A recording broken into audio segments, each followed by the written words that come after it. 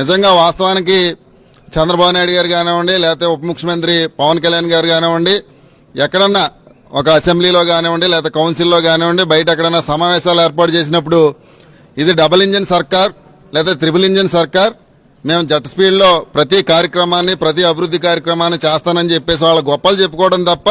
ఈరోజు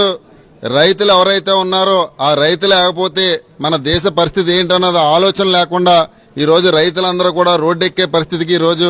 మరి కూటమి ప్రభుత్వం తీసుకొచ్చిందంటే మరి ఆ డబుల్ ఇంజిన్ సర్కారు ఏ విధంగా పనిచేస్తుందన్నది ప్రజలు గమనిస్తున్నారు, అలాగే అధికారులు కూడా గమనిస్తున్నారు. దీన్ని అంతటినీ కూడా దృష్టిలో పెట్టుకుని రేపు రాబోయే రోజుల్లో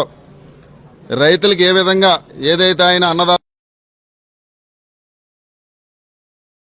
వైఎస్ఆర్ రైతు భరోసా అని చెప్పేసి 13,500 ఇచ్చాడు, మేము 20,000 ఇస్తామని చెప్పడం జరిగింది. కానీ ఈ ప్రభుత్వం వచ్చి దాదాపు అప్పుడే 3వ పంట ఇది. ఈ 3 పంటలు అయినప్పుడు కూడా మరి అన్నదాత సుఖీభావ 20,000 రూపాయలు